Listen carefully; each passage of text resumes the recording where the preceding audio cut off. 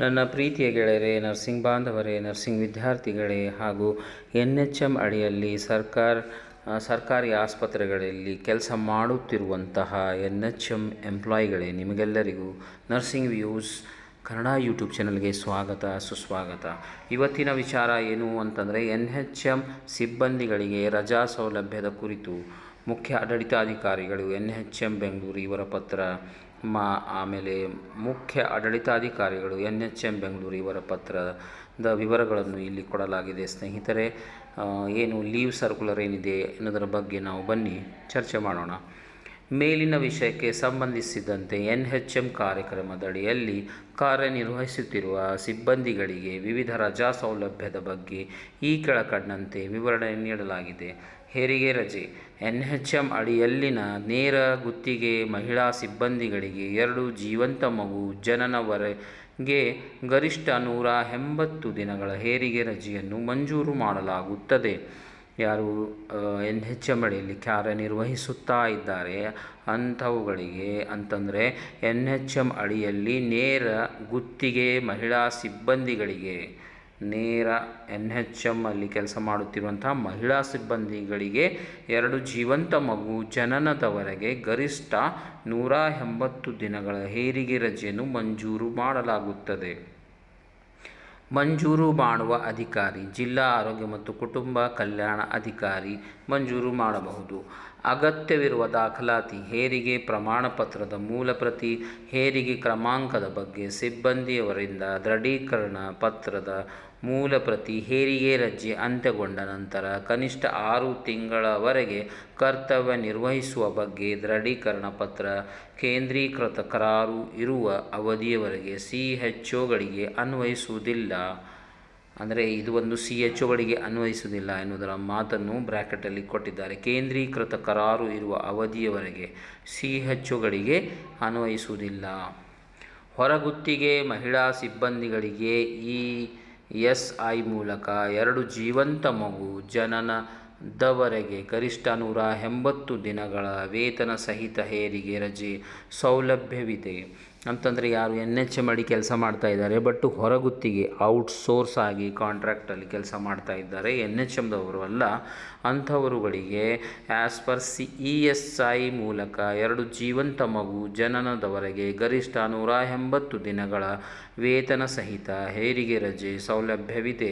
ಇಂತಹ ಸಿಬ್ಬಂದಿಗಳು ರಜೆಗೆ ತೆರಳುವ 2 ವಾರಗಳ ಮುಂಚಿತವಾಗಿ ಆಯಾ ಕೇಂದ್ರದ ಆಡಳಿತ ವೈದ್ಯಾಧಿಕಾರಿ, ಆಸ್ಪತ್ರೆಯ ಮುಖ್ಯಸ್ಥರು, ಕಚೇರಿ ಮುಖ್ಯಸ್ಥರು ಮೂಲಕ ಜಿಲ್ಲಾ ಯೋಜನಾ ನಿರ್ವಹಣಾ ಘಟಕಕ್ಕೆ ಲಿಖಿತ ಮಾಹಿತಿ ನೀಡಬೇಕು. ಈ ಹುದ್ದೆಗೆ ಹೊರಗುತ್ತಿಗೆ ಸಂಸ್ಥೆಯ ಅರ್ಹ ಬದಲಿ ಸಿಬ್ಬಂದಿಯವರನ್ನು ತಾತ್ಕಾಲಿಕವಾಗಿ ನೇಮಕ ಮಾಡುತ್ತಾರೆ. ಆಸ್ಪತ್ರೆ ಅಥವಾ ಕಚೇರಿ ಹಂತದಲ್ಲಿ ಯಾವುದೇ ಬದಲಿ ಸಿಬ್ಬಂದಿಯನ್ನು ನೇಮಕ ಮಾಡುವಂತಿಲ್ಲ. ಅಂತಂದರೆ ಯಾರು ಹೊರಗುತ್ತಿಗೆ ಆಧಾರದ ಮೇಲೆ ಕೆಲಸ ಮಾಡ್ತಾ ಇದ್ದಾರೆ ಅವರಿಗೆ ಈ ಹೆರಿಗೆ ಸಮಯ ಬಂದಿದೆ, EDD ಸಮೀಪ ಇದೆ ಅಂತಂದರೆ 2 ವಾರದ ಒಳಗಾಗಿ ಇನ್ಫಾರ್ಮೇಷನನ್ನು ಕೊಡಬೇಕು ಸ್ನೇಹಿತರೆ. ಸೊ ದ್ಯಾಟ್ ಯಾರು ಕಾಂಟ್ರಾಕ್ಟ್ ಇದೆ ಇವರು 180 ದಿವಸಗಳ ಕಾಲ ರಜೆಗೆ ಹೋಗಿದ್ದಾಗ ಅಂಥ ಒಂದು ಪ್ಲೇಸಲ್ಲಿ ಬೇರೆ ಒಂದು ಸಿಬ್ಬಂದಿಗೆ ನೇಮಕ ಮಾಡ್ತಾರೆ ಅನ್ನುವಂಥ ಮಾತನ್ನು ಹೇಳ್ತಾ ಇದ್ದಾರೆ. ಮತ್ತು as per the ESI paid ಲೀವ್ಗೆ ಇವರು ಅರ್ಹರಾಗಿರುತ್ತಾರೆ. ಗರ್ಭಪಾತ ರಜೆ. ಗರ್ಭಧಾರಣೆಯ ವೈದ್ಯಕೀಯ ಪರ್ಯಾವಸಾನ ಅಧಿನಿಯಮ 1971ರವರೆಗೆ ಪ್ರೇರಣೆಯಿಂದ ಮಾಡಿಸಿಕೊಂಡ ಗರ್ಭಪಾತಕ್ಕೆ ಮತ್ತು ತಾನಾಗಿ ಘಟಿಸಿದ ಗರ್ಭಪಾತಗಳಿಗೆ KCSR ನಿಯಮ ಮತ್ತು ಉಲ್ಲೇಖ 2ರ ಸುತ್ತೋಲೆಯಂತೆ NHMನ ನೇರಗುತ್ತಿಗೆ ಮಹಿಳಾ ಸಿಬ್ಬಂದಿಯವರಿಗೆ ಗರಿಷ್ಠ 6 ವಾರ ರಜೆ ಸೌಲಭ್ಯವಿರುತ್ತದೆ. 2 ಅಥವಾ ಹೆಚ್ಚು ಜೀವಂತ ಮಕ್ಕಳನ್ನು ಹೊಂದಿರುವ ಸಿಬ್ಬಂದಿಯವರಿಗೆ ಈ ರಜೆ ಅನ್ವಯಿಸುವುದಿಲ್ಲ. ಅಂತಂದರೆ ಈ ಅಬಾರ್ಷನ್ ಆ್ಯಸ್ ಪರ್ 1970 ಆ್ಯಕ್ಟ್ ಪ್ರಕಾರ KCSR ರೂಲು ನಿಯಮ ಮತ್ತು ಉಲ್ಲೇಖ 2ರ ಸುತ್ತೋಲೆಯಂತೆ NHM ಡೈರೆಕ್ಟ್ ಎಂಪ್ಲಾಯೀಸ್ ಅಂತಂದರೆ ನೇರ ಗುತ್ತಿಗೆ ಮಹಿಳಾ ಸಿಬ್ಬಂದಿಗಳಿಗೆ ಗರಿಷ್ಠ 6 ವಾರಗಳ ಕಾಲ ಈ ಒಂದು ರಜೆಯನ್ನು ಕೊಡಬಹುದು. ಮಂಜೂರು ಮಾಡುವ ಅಧಿಕಾರಿ ಯಾರು ಅಂತಂದರೆ ಜಿಲ್ಲಾ ಆರೋಗ್ಯ ಮತ್ತು ಕುಟುಂಬ ಕಲ್ಯಾಣ ಅಧಿಕಾರಿಗಳು. ಅಗತ್ಯವಿರುವ ದಾಖಲಾತಿ. ಇದಕ್ಕೆ ಅಗತ್ಯವಿರುವಂತಹ ದಾಖಲಾತಿಗಳು ಏನು ಅಂತಂದರೆ, ಸಿಬ್ಬಂದಿಯವರ ಮನವಿ ಪತ್ರದ ಮೂಲ ಪ್ರತಿ, 2ಕ್ಕಿಂತ ಕಡಿಮೆ ಜೀವಂತ ಮಕ್ಕಳು ಇರುವ ಬಗ್ಗೆ ದೃಢೀಕರಣ ಪತ್ರದ ಮೂಲ ಪ್ರತಿ, ಸಂಬಂಧಪಟ್ಟ ತಜ್ಞ ವೈದ್ಯರಿಂದ ಪಡೆದ ವೈದ್ಯಕೀಯ ಪ್ರಮಾಣಪತ್ರದ ಮೂಲ ಪ್ರತಿ. ಹೊರಗುತ್ತಿಗೆ ಮಹಿಳಾ ಸಿಬ್ಬಂದಿಗಳಿಗೆ ESI ಮೂಲಕ 2 ಜೀವಂತ ಮಗು ಜನನದವರೆಗೆ ಗರಿಷ್ಠ 42 ದಿನಗಳ ವೇತನ ಸಹಿತ ಗರ್ಭಪಾತ ರಜೆ ಸೌಲಭ್ಯವಿದೆ. ಇಂತಹ ಸಿಬ್ಬಂದಿಗಳು ರಜೆಗೆ ತೆರಳುವ 2 ವಾರಗಳ ಮುಂಚಿತವಾಗಿ ಆಯಾ ಕೇಂದ್ರದ ಆಡಳಿತ ವೈದ್ಯಾಧಿಕಾರಿ, ಆಸ್ಪತ್ರೆ ಮುಖ್ಯಸ್ಥರು, ಕಚೇರಿ ಮುಖ್ಯಸ್ಥರ ಮೂಲಕ ಜಿಲ್ಲಾ ಯೋಜನಾ ನಿರ್ವಹಣೆ ಘಟಕಕ್ಕೆ ಲಿಖಿತ ಮಾಹಿತಿ ನೀಡಬೇಕು. ಈ ಹುದ್ದೆಗೆ ಹೊರಗುತ್ತಿಗೆ ಸಂಸ್ಥೆಯ ಅರ್ಹ ಬದಲಿ ಸಿಬ್ಬಂದಿಯನ್ನು ತಾತ್ಕಾಲಿಕವಾಗಿ ನೇಮಕ ಮಾಡುತ್ತಾರೆ. ಆಸ್ಪತ್ರೆ ಕಚೇರಿ ಹಂತದಲ್ಲಿ ಯಾವುದೇ ಬದಲಿ ಸಿಬ್ಬಂದಿಯನ್ನು ನೇಮಕ ಮಾಡುವಂತಿಲ್ಲ. ಯಾರು ಈ ಒಂದು ಗರ್ಭಪಾತದ ಬಗ್ಗೆ ಹೇಳ್ತಾ ಇದ್ದಾರೆ. 2 ಜೀವಂತ ಮಗು ಜನನದವರೆಗೆ ಗರಿಷ್ಠ 42 ದಿನಗಳ ವೇತನ ಸಹಿತ ಗರ್ಭಪಾತ ರಜೆ ಸೌಲಭ್ಯವಿದೆ. ಆಮೇಲೆ ಪಿತೃತ್ವ ರಜೆ, ಪೆಟರ್ನಿಟಿ ಲೀವ್. NHM ಪುರುಷ ಸಿಬ್ಬಂದಿಯ ಪತ್ನಿಯ ಹೆರಿಗೆ ಸಂದರ್ಭದಲ್ಲಿ ಹೆರಿಗೆ ದಿನಾಂಕದಿಂದ ಪ್ರಾರಂಭವಾಗುವಂತೆ 15 ದಿನಗಳ ಪಿತೃತ್ವ ರಜೆ ಅವಕಾಶವಿರುತ್ತದೆ. ಮಂಜೂರು ಮಾಡುವ ಅಧಿಕಾರಿ ಜಿಲ್ಲಾ ಆರೋಗ್ಯ ಮತ್ತು ಕುಟುಂಬ ಕಲ್ಯಾಣ ಅಧಿಕಾರಿ. ಅಗತ್ಯವಿರುವ ದಾಖಲಾತಿ: ಸಿಬ್ಬಂದಿಯವರ ಮನವಿ ಪತ್ರದ ಮೂಲ ಪ್ರತಿ, 2ಕ್ಕಿಂತ ಕಡಿಮೆ ಜೀವಂತ ಮಕ್ಕಳು ಇರುವ ಬಗ್ಗೆ ದೃಢೀಕರಣ ಪತ್ರದ ಮೂಲ ಪ್ರತಿ ಮತ್ತು ಹೆರಿಗೆಯಾಗಿರುವ ಬಗ್ಗೆ ಆಸ್ಪತ್ರೆ ಪ್ರಮಾಣಪತ್ರದ ಮೂಲ ಪ್ರತಿ. ವೈದ್ಯಕೀಯ ರಜೆ, ಮೆಡಿಕಲ್ ಲೀವ್. ಸಿಬ್ಬಂದಿಗಳಿಗೆ ವಾರ್ಷಿಕ 10 ದಿನಗಳ ವೈದ್ಯಕೀಯ ಅವಕಾಶವಿರುತ್ತದೆ. ಈ ರಜೆಯನ್ನು ನೋಂದಾಯಿತ ವೈದ್ಯರಿಂದ ಪಡೆದ ವೈದ್ಯಕೀಯ ಪ್ರಮಾಣ ಪತ್ರದಲ್ಲಿ ನಮೂದಿಸಲಾದ ದಿನಗಳ ಆಧಾರದಲ್ಲಿ ಗರಿಷ್ಠ 10 ದಿನಗಳ ಅವಧಿಯವರೆಗೆ ಮಂಜೂರು ಮಾಡಬಹುದು. ನೋಂದಾಯಿತ ವೈದ್ಯರಿಂದ ಪಡೆದ ವೈದ್ಯಕೀಯ ದಾಖಲೆಗಳಿಲ್ಲದೆ ಯಾವುದೇ ವೈದ್ಯಕೀಯ ರಜೆಯನ್ನು ಮಂಜೂರು ಮಾಡುವಂತಿಲ್ಲ. ಆರೋಗ್ಯ ಸಮಸ್ಯೆಗಳಿರುವ ಬಗ್ಗೆ ಸಂಬಂಧಪಟ್ಟ ಆಡಳಿತ ವೈದ್ಯಾಧಿಕಾರಿ, ಕಚೇರಿ ಮುಖ್ಯಸ್ಥರು ಆಸ್ಪತ್ರೆಯ ಮುಖ್ಯಸ್ಥರಿಗೆ ಮೊದಲ ದಿನವೇ ದೂರವಾಣಿ ಕರೆ ಮತ್ತು ದೂರವಾಣಿ ಸಂದೇಶ ಅಥವಾ ಇಮೇಲ್ ಮೂಲಕ ಮಾಹಿತಿ ನೀಡುವುದು. ವೈದ್ಯಕೀಯ ರಜೆ ಪಡೆದ ಅವಧಿಯೊಳಗೆ ಸರ್ಕಾರಿ ರಜೆಗಳು ಬಂದಲ್ಲಿ ಸದರಿ ದಿನಗಳು ಕೂಡ ವೈದ್ಯಕೀಯ ರಜೆಯ ಪರಿಮಿತಿಯೊಳಗೆ ಬರಲಿದೆ. ವೈದ್ಯಕೀಯ ರಜೆ ಪಡೆದ ಸಿಬ್ಬಂದಿಯು ಕರ್ತವ್ಯಕ್ಕೆ ಮರುಹಾಜರಾಗದೆ ಇತರ ರಜೆಯನ್ನು ಪಡೆಯುವಂತಿಲ್ಲ. 10 ದಿನಗಳ ಕಾಲ ವೈದ್ಯಕೀಯ ರಜೆ ಪಡೆಯಲು ಈ ಒಂದು ನಿಯಮಗಳು ಅನುಸರಿಸಬೇಕು ಸ್ನೇಹಿತರೆ. ಮಂಜೂರು ಮಾಡುವ ಅಧಿಕಾರಿ ಅಂದರೆ ಆಯಾ ಕೇಂದ್ರ ಆಡಳಿತ ವೈದ್ಯಾಧಿಕಾರಿ ಅಥವಾ ಆಸ್ಪತ್ರೆ ಮುಖ್ಯಸ್ಥರು ಅಥವಾ ಕಚೇರಿ ಮುಖ್ಯಸ್ಥರು. ಅಗತ್ಯವಿರುವ ದಾಖಲಾತಿಗಳು. ಇದಕ್ಕೆ ಅಗತ್ಯವಿರುವ ದಾಖಲಾತಿಗಳು: ಸಿಬ್ಬಂದಿಯವರ ಮನವಿ ಪತ್ರದ ಮೂಲ ಪ್ರತಿ, ನೋಂದಾಯಿತ ವೈದ್ಯರಿಂದ ಪಡೆದ ಮೂಲ ವೈದ್ಯಕೀಯ ಪ್ರಮಾಣ ಪತ್ರ ಮತ್ತು ಕರ್ತವ್ಯಕ್ಕೆ ಮರಳಿ ಹಾಜರಾಗಲು ಅದೇ ವೈದ್ಯರಿಂದ ಪಡೆದ ಶಾರೀರಿಕ ಸುಸ್ಥಿತಿ ಪ್ರಮಾಣಪತ್ರ ಮೂಲ ಪ್ರತಿ. ಈ ಎಲ್ಲ ದಾಖಲಾತಿಗಳನ್ನು ಕರ್ತವ್ಯಕ್ಕೆ ಮರಳಿ ಹಾಜರಾಗುವ ಸಂದರ್ಭದಲ್ಲಿ ಸಲ್ಲಿಸಬೇಕು. ಸಾಂದರ್ಭಿಕ ರಜೆ, ಕ್ಯಾಶುವಲ್ ಲೀವ್.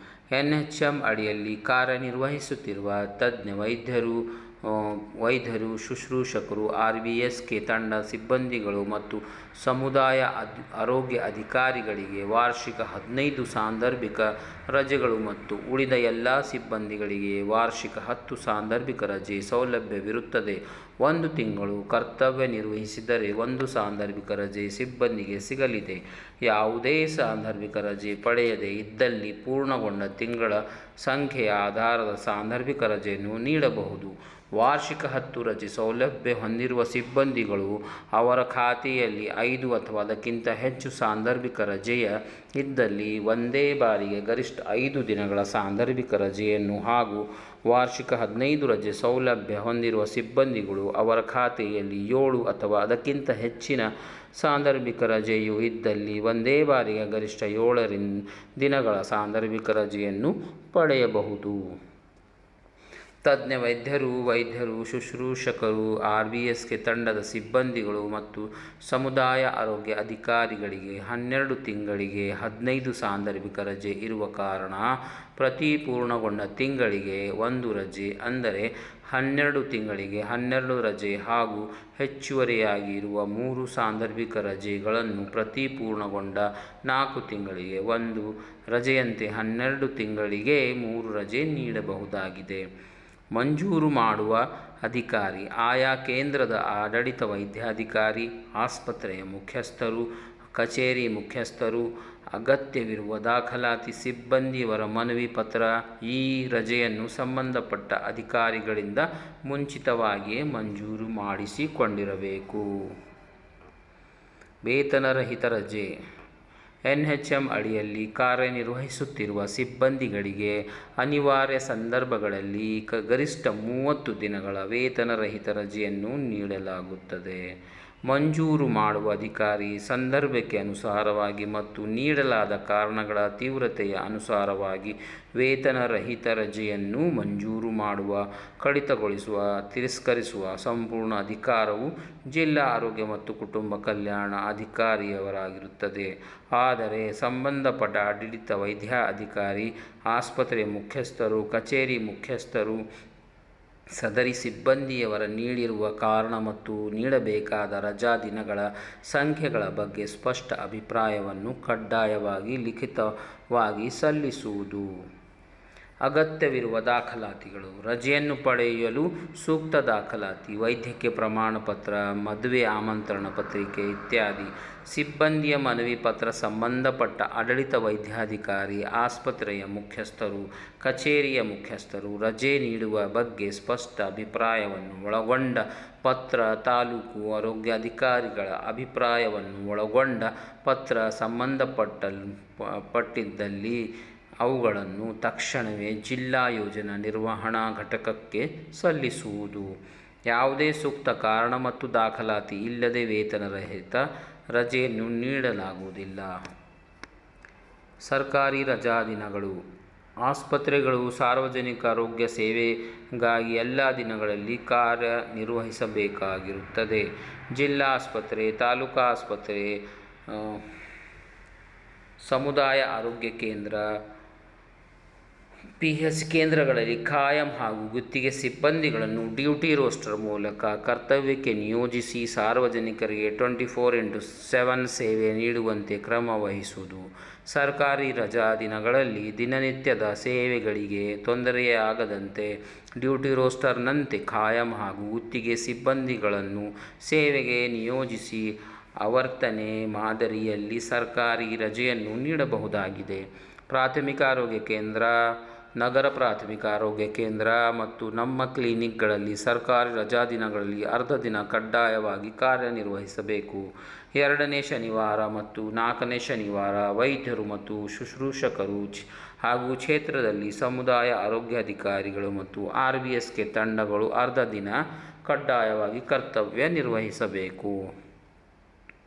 ಸರ್ಕಾರಿ ರಜಾ ದಿನಗಳಂದು ಪ್ರಾಥಮಿಕ ಆರೋಗ್ಯ ಕೇಂದ್ರ, ಸಮುದಾಯ ಆರೋಗ್ಯ ಕೇಂದ್ರ, ನಗರ ಪ್ರಾಥಮಿಕ ಆರೋಗ್ಯ ಕೇಂದ್ರ, ನಗರ ಸಮುದಾಯ ಆರೋಗ್ಯ ಕೇಂದ್ರಗಳಿಗೆ ಆಸ್ಪತ್ರೆ ಸಿಬ್ಬಂದಿಗಳನ್ನೇ ಕರ್ತವ್ಯಕ್ಕೆ ನಿಯೋಜಿಸಬೇಕು. ಉಪಕೇಂದ್ರಗಳ ಆರೋಗ್ಯ ನಿರೀಕ್ಷಣಾಧಿಕಾರಿ, ಪ್ರಾಥಮಿಕ ಆರೋಗ್ಯ ಸುರಕ್ಷಾ ಅಧಿಕಾರಿ ಮತ್ತು ಸಮುದಾಯ ಆರೋಗ್ಯ ಅಧಿಕಾರಿಯವರನ್ನು ಸರ್ಕಾರಿ ರಜಾ ದಿನಗಳಂದು ಕರ್ತವ್ಯಕ್ಕೆ ನಿಯೋಜಿಸಿದ್ದಲ್ಲಿ ಕರ್ತವ್ಯ ದಿನಗಳಂದು ಸದರಿ ಸಿಬ್ಬಂದಿಗಳು ಡೇ ಆಫ್ ಪಡೆಯಬಹುದು. ಈ ದಿನಗಳಲ್ಲಿ ಕ್ಷೇತ್ರ ಭೇಟಿ ಸೇವೆ ಮತ್ತು ಉಪಕೇಂದ್ರ ಆಯುಷ್ಮಾನ್ ಆರೋಗ್ಯ ಮಂದಿರಗಳು ಬಂದ್ ಆಗಿ ಸಾರ್ವಜನಿಕ ಆರೋಗ್ಯ ಸೇವೆಯನ್ನು ವ್ಯತ್ಯಯವಾಗುವ ಮತ್ತು ಸಾರ್ವಜನಿಕ ದೂರುಗಳಿಗೆ ಕಾರಣವಾಗಬಹುದು. ಕಾರಣ ಉಪಕೇಂದ್ರಗಳ ಆರೋಗ್ಯ ನಿರೀಕ್ಷಣಾಧಿಕಾರಿ, ಪ್ರಾಥಮಿಕ ಆರೋಗ್ಯ ಸುರಕ್ಷಾಧಿಕಾರಿ ಮತ್ತು ಸಮುದಾಯ ಆರೋಗ್ಯಾಧಿಕಾರಿಯವರನ್ನು ಪ್ರಾಥಮಿಕ ಆರೋಗ್ಯ ಕೇಂದ್ರ, ಸಮುದಾಯ ಆರೋಗ್ಯ ಕೇಂದ್ರ, ನಗರ ಪ್ರಾಥಮಿಕ ಆರೋಗ್ಯ ಕೇಂದ್ರ, ನಗರ ಸಮುದಾಯ ಆರೋಗ್ಯ ಕೇಂದ್ರಗಳಿಗೆ ತೀರಾ ಅವಶ್ಯಕ ಸಂದರ್ಭಗಳಲ್ಲಿ ಮಾತ್ರ ಕರ್ತವ್ಯಕ್ಕೆ ನಿಯೋಜಿಸಬಹುದಾಗಿದೆ. ಮಂಜೂರು ಮಾಡುವ ಅಧಿಕಾರಿ ಆಯಾ ಕೇಂದ್ರ ಆಡಳಿತ ವೈದ್ಯಾಧಿಕಾರಿ, ಆಸ್ಪತ್ರೆಯ ಮುಖ್ಯಸ್ಥರು, ಕಚೇರಿಯ ಮುಖ್ಯಸ್ಥರು. ಅನುಮತಿ ರಜೆ, ಪರ್ಮಿಷನ್ ಲೀವ್. ಆಸ್ಪತ್ರೆಯಲ್ಲಿ ಕರ್ತವ್ಯ ನಿರ್ವಹಿಸುವ ಸಿಬ್ಬಂದಿಗಳು ಸರ್ಕಾರಿ ರಜಾದಿನಗಳಂದು ಕರ್ತವ್ಯ ನಿರ್ವಹಿಸಿದ್ದಲ್ಲಿ ಅನುಮತಿ ರಜೆ ನೀಡುವ ಸಂದರ್ಭದಲ್ಲಿ ಸದರಿ ಸಿಬ್ಬಂದಿಯು ಸರ್ಕಾರಿ ರಜಾದಿನದಂದು ಮಾಡಿದ ಕರ್ತವ್ಯದ ಅವಧಿಯನ್ನು AEBAS ಮೂಲಕ ಪರಿಶೀಲಿಸಿ ಅಷ್ಟೇ ಅವಧಿಯ ಅನುಮತಿ ರಜೆ ನೀಡಬೇಕಾಗಿರುತ್ತದೆ. ಸರ್ಕಾರಿ ರಜಾದಿನಗಳಂದು ಕೇವಲ 1-2 ಗಂಟೆ ಕರ್ತವ್ಯ ನಿರ್ವಹಿಸಿ ಕರ್ತವ್ಯ ದಿನಗಳಲ್ಲಿ ಪೂರ್ಣ ಪ್ರಮಾಣದಲ್ಲಿ ಅನುಮತಿ ರಜೆ ನೀಡಿರುವುದು ಕಂಡುಬಂದಿರುತ್ತದೆ. ಮಂಜೂರು ಮಾಡುವ ಅಧಿಕಾರಿ ಆಯಾ ಕೇಂದ್ರದ ಆಡಳಿತ ವೈದ್ಯಾಧಿಕಾರಿ, ಆಸ್ಪತ್ರೆ ಮುಖ್ಯಸ್ಥರು, ಕಚೇರಿ ಮುಖ್ಯಸ್ಥರು. ಗಮನಿಸಬೇಕಾದ ಅಂಶಗಳು: ಸರ್ಕಾರಿ ರಜೆ ದಿನಗಳಂದು ಅರ್ಧ ದಿನ ಕರ್ತವ್ಯ ನಿರ್ವಹಣೆ ಮಾಡಿರುವುದಕ್ಕೆ ಅರ್ಧ ದಿನವೇ ಅನುಮತಿ ರಜೆ ನೀಡತಕ್ಕದ್ದು. 2ನೇ ಶನಿವಾರ ಮತ್ತು 4ನೇ ಶನಿವಾರ ಕಾರ್ಯನಿರ್ವಹಿಸಿದ ತಜ್ಞ ವೈದ್ಯರಿಗೆ ಮತ್ತು ಶುಶ್ರೂಷಕರಿಗೆ ಹಾಗೂ ಕ್ಷೇತ್ರದಲ್ಲಿ ಸಮುದಾಯ ಆರೋಗ್ಯ ಅಧಿಕಾರಿಗಳು ಮತ್ತು RBSK ತಂಡಗಳಿಗೆ ಅನುಮತಿ ರಜೆ ನೀಡುವಂತಿಲ್ಲ. ಸರ್ಕಾರಿ ರಜಾ ದಿನಗಳಂದು ಆವರ್ತನೆ ಮಾದರಿ ರೋಟೇಷನ್ಯಲ್ಲಿ ಕರ್ತವ್ಯ ನಿರ್ವಹಿಸಲು ನಿಯೋಜಿಸಬೇಕು. ಇದನ್ನು 1 ತಿಂಗಳ ಮುಂಚಿತವಾಗಿಯೇ ತಯಾರಿಸಿ ಎಲ್ಲ ಆಸ್ಪತ್ರೆಯ ಸಿಬ್ಬಂದಿಗಳಿಗೆ ತಿಳಿಸಿ ನೋಟಿಸು ಬೋರ್ಡ್ನಲ್ಲಿ ಹಾಕಬೇಕು. ರಾತ್ರಿ ರಕ್ತಲೇಪನ ಪಡೆಯುವ ಕ್ಷೇತ್ರ ಸಿಬ್ಬಂದಿಗಳಿಗೆ ಅರ್ಧ ದಿನವೇ ಅನುಮತಿ ರಜೆ ನೀಡತಕ್ಕದ್ದು. OPD ಕಡಿಮೆ ಇರುವ ದಿನಗಳಂದು ಮಾತ್ರ ಮಧ್ಯಾಹ್ನದ ನಂತರ ಅರ್ಧ ದಿನ ಅನುಮತಿ ರಜೆ ನೀಡತಕ್ಕದ್ದು. ಅದೇ ತಿಂಗಳಲ್ಲಿ ಅನುಮತಿ ರಜೆ ನೀಡತಕ್ಕದ್ದು, ಮುಂದಿನ ತಿಂಗಳಲ್ಲಿ ನೀಡುವಂತಿಲ್ಲ. Weekly day of. ಆಸ್ಪತ್ರೆಯಲ್ಲಿ ಕಾರ್ಯನಿರ್ವಹಿಸುವ ಸಿಬ್ಬಂದಿಗಳು ವಾರದಲ್ಲಿ ಯಾವುದೇ ಸರ್ಕಾರಿ ರಜಾ ದಿನ, ಭಾನುವಾರ, 2ನೇ ಶನಿವಾರ ಮತ್ತು 4ನೇ ಶನಿವಾರ ಪಡೆಯದೆ ಸತತ 6 ದಿನ ಕಾರ್ಯನಿರ್ವಹಿಸಿದ್ದಲ್ಲಿ 7ನೇ ದಿನ ವೀಕ್ಲಿ ಡೇ ಆಫ್ ರಜೆ ಪಡೆಯಲು ಅರ್ಹರಿರುತ್ತಾರೆ. ಯಾವುದೇ ಸರ್ಕಾರಿ ರಜೆ ಪಡೆಯದೆ ಕಾರ್ಯನಿರ್ವಹಿಸುವ ಎಲ್ಲ ಸಿಬ್ಬಂದಿಗಳಿಗೆ ವೀಕ್ಲಿ ಡೇ ಆಫ್ ರಜೆಯನ್ನು ಬೇರೆ ಬೇರೆ ದಿನಗಳಲ್ಲಿ ಪಡೆದುಕೊಳ್ಳುವ ರೀತಿಯಲ್ಲಿ ಸಂಬಂಧಪಟ್ಟ ಆಡಳಿತ ವೈದ್ಯಾಧಿಕಾರಿ, ಆಸ್ಪತ್ರೆ ಮುಖ್ಯಸ್ಥರು, ಕಚೇರಿ ಮುಖ್ಯಸ್ಥರು ಡ್ಯೂಟಿ ರೋಸ್ಟರ್ ಅನ್ನು ನಿಗದಿಪಡಿಸಬೇಕು. ವಾರದಲ್ಲಿ ವೀಕ್ಲಿ ಡೇ ಆಫ್ ರಜೆಯನ್ನು ತಿಂಗಳಲ್ಲಿ ಒಟ್ಟಾಗಿ ಪಡೆಯುವಂತಿಲ್ಲ. ಅದೇ ತಿಂಗಳಲ್ಲಿ ವೀಕ್ಲಿ ಡೇ ಆಫ್ ರಜೆ ನೀಡತಕ್ಕದ್ದು, ಮುಂದಿನ ತಿಂಗಳಲ್ಲಿ ವಾರದಲ್ಲಿ ನೀಡುವಂತಿಲ್ಲ. ಸದರಿ ವಾರದಲ್ಲಿ ಯಾವುದೇ ಸರ್ಕಾರಿ ರಜೆ ಪಡೆಯದೆ ಕಾರ್ಯನಿರ್ವಹಿಸಿದ ಸಿಬ್ಬಂದಿಯವರು ಅದೇ ವಾರದಲ್ಲಿ 1 ಸಾಂದರ್ಭಿಕ ರಜೆಯನ್ನು ಪಡೆದಿದ್ದಲ್ಲಿ ವೀಕ್ಲಿ ಡೇ ಆಫ್ ರಜೆಗೂ ಸದರಿಯವರು ಅರ್ಹರಿರುತ್ತಾರೆ. ಪಾಳಿಯಲ್ಲಿ ಕರ್ತವ್ಯ ನಿರ್ವಹಿಸುವ ಸಿಬ್ಬಂದಿಗಳು ಪಾಳಿ ಬದಲಾವಣೆ ಸಂದರ್ಭದಲ್ಲಿ ವೀಕ್ಲಿ ನೈಟ್ ಆಫ್ ರಜೆ ಪಡೆಯಲು ಅರ್ಹರಾಗಿರುತ್ತಾರೆ. ಮಂಜೂರು ಮಾಡುವ ಅಧಿಕಾರಿ ಆಯಾ ಕೇಂದ್ರದ ಆಡಳಿತ ವೈದ್ಯಾಧಿಕಾರಿ, ಆಸ್ಪತ್ರೆ ಮುಖ್ಯಸ್ಥರು, ಕಚೇರಿ ಮುಖ್ಯಸ್ಥರು. ಸಲ್ಲಿಕೆ ಪ್ರಕ್ರಿಯೆ: ಹೆರಿಗೆ ರಜೆ, ಗರ್ಭಪಾತ ರಜೆ, ಪಿತೃತ್ವ ರಜೆ ಹಾಗೂ ವೇತನ ರಹಿತ ರಜೆ ಎಲ್ಲ ಮೂಲ ದಾಖಲಾತಿಗಳನ್ನು ತಕ್ಷಣವೇ ಸಂಬಂಧಪಟ್ಟ ಸಿಬ್ಬಂದಿಯವರ ಕುಟುಂಬಸ್ಥರು, ಆಯಾ ಕೇಂದ್ರ ಆಡಳಿತ ವೈದ್ಯಾಧಿಕಾರಿ, ಸಂಬಂಧಿಸಿದ ಅಧಿಕಾರಿ ಸಲ್ಲಿಸುವುದು. ನಂತರ ಈ ಕೆಳಕಂಡಂತೆ ಸಮಯೋಚಿತ ಮಾರ್ಗದಲ್ಲಿ ದಾಖಲಾತಿಗಳನ್ನು ಸಲ್ಲಿಸಬೇಕಾಗಿರುತ್ತದೆ. ಹಂತ: ಸಮಯೋಚಿತ ಮಾರ್ಗ: ನಮ್ಮ ಕ್ಲಿನಿಕ್ ಸಿಬ್ಬಂದಿ, ತದನಂತರ ವೈದ್ಯಾಧಿಕಾರಿ, ತದನಂತರ ಆಡಳಿತ ವೈದ್ಯಾಧಿಕಾರಿ, ತಾಲೂಕಾ ಆರೋಗ್ಯಾಧಿಕಾರಿ, ಜಿಲ್ಲಾ ಯೋಜನಾ ನಿರ್ವಹಣಾ ಘಟಕ, ಜಿಲ್ಲಾ ಆರೋಗ್ಯ ಮತ್ತು ಕುಟುಂಬ ಕಲ್ಯಾಣ ಅಧಿಕಾರಿ. ಆಮೇಲೆ ಹಂತ: ಪ್ರಾಥಮಿಕ ಆರೋಗ್ಯ ಕೇಂದ್ರ, ಪ್ರಾಥಮಿಕ ನಗರ ಆರೋಗ್ಯ ಕೇಂದ್ರ, ನಗರ ಪ್ರಾಥಮಿಕ ಆರೋಗ್ಯ ಕೇಂದ್ರ, ನಗರ ಸಮುದಾಯ ಆರೋಗ್ಯ ಕೇಂದ್ರ ಮತ್ತು ತಾಲೂಕಾ ಆಸ್ಪತ್ರೆ ಸಿಬ್ಬಂದಿ, ಆಡಳಿತ ವೈದ್ಯಾಧಿಕಾರಿ, ತಾಲೂಕಾ ಆರೋಗ್ಯಾಧಿಕಾರಿ, ಜಿಲ್ಲಾ ಯೋಜನಾ ನಿರ್ವಹಣಾ ಅಧಿಕಾರಿ, ಜಿಲ್ಲಾ ಆರೋಗ್ಯ ಮತ್ತು ಕುಟುಂಬ ಕಲ್ಯಾಣ ಅಧಿಕಾರಿ. ಈ ರೀತಿ ಹೆರಿಗೆ ರಜೆ, ಗರ್ಭಪಾತ ರಜೆ, ಪಿತೃತ್ವ ರಜೆ ಅರ್ಜಿಯನ್ನು ಮೂಲ ದಾಖಲಾತಿಗಳೊಂದಿಗೆ ಸಂಬಂಧಪಟ್ಟ ಸಿಬ್ಬಂದಿಯವರ ಮನೆಯವರು ಹೆರಿಗೆ, ಗರ್ಭಪಾತ ಆದ 2 ದಿನಗಳ ಒಳಗಾಗಿ ಮತ್ತು ವೇತನ ರಹಿತ ರಜೆ ಅರ್ಜಿಯನ್ನು 7 ದಿನಗಳ ಮುಂಚಿತವಾಗಿ ಆಯಾ ಮೇಲಧಿಕಾರಿಗಳಿಗೆ ಕಡ್ಡಾಯವಾಗಿ ಸಲ್ಲಿಸಬೇಕು. ಸಿಬ್ಬಂದಿಯವರು ಅರ್ಜಿ ಸಲ್ಲಿಸಿ 5 ದಿನಗಳ ಒಳಗಾಗಿ ಮೇಲೆ ತಿಳಿಸಿದ ಸಮಯೋಚಿತ ಮಾರ್ಗದಲ್ಲಿ ಜಿಲ್ಲಾ ಯೋಜನಾ ನಿರ್ವಹಣಾ ಘಟಕಕ್ಕೆ ಅರ್ಜಿ ತಲುಪುವಂತೆ ವಿವಿಧ ಹಂತಗಳಲ್ಲಿ ಕ್ರಮ ವಹಿಸುವುದು. ಯಾವುದೇ ಹಂತಗಳಲ್ಲಿ ವಿಳಂಬವಾದರೆ ಅಲ್ಲಿನ ಸಂಬಂಧಪಟ್ಟ ಸಿಬ್ಬಂದಿ ಅಧಿಕಾರಿಗಳೇ ಜವಾಬ್ದಾರರಾಗಿರುತ್ತಾರೆ. ಮೇಲೆ ತಿಳಿಸಿದ ವಿವಿಧ ರಜೆಗಳನ್ನು ಕೋರಿ ಸಿಬ್ಬಂದಿಗಳು ಸಲ್ಲಿಸುವ ಅರ್ಜಿ ದಾಖಲಾತಿಗಳು ಮಂಜೂರಾತಿ ಆದೇಶಗಳ ಪ್ರತಿಯನ್ನು ಸಿಬ್ಬಂದಿಯು ಕಾರ್ಯನಿರ್ವಹಿಸುವ ಕೇಂದ್ರದಲ್ಲಿ ರಾಜ್ಯ ರಜೆಯ ಕಡತದಲ್ಲಿ ದಾಖಲಿಸಿಡಬೇಕು ಮತ್ತು ಅಧಿಕಾರಿಗಳು ಭೇಟಿ ಮಾಡಿದ ಸಂದರ್ಭದಲ್ಲಿ ಹಾಜರಾತಿ ತಕ್ತೆ ಪರಿಶೀಲನೆ ಮಾಡಿದಾಗ ಈ ದಾಖಲಾತಿಗಳನ್ನು ಹಾಜರುಪಡಿಸಬೇಕಾಗಿರುತ್ತದೆ. ಸೊ ಸ್ನೇಹಿತರೆ, ಇಷ್ಟೆಲ್ಲ ಡೀಟೇಲ್ಸ್ ಆಗಿ ಅದನ್ನು ಹೇಳಿದ್ದಾರೆ. ಕೆಲವೊಂದು ಮಾರ್ಪಾಡುಗಳು ಆಯಾ ಕಾಲಕ್ಕೆ ಇರಬಹುದು. ಸೊ ಅದನ್ನು ನೋಡಬೇಕಾಗುತ್ತದೆ ಸ್ನೇಹಿತರೆ. Thank you for watching nursing views Kannada YouTube channel. Do like, share and subscribe.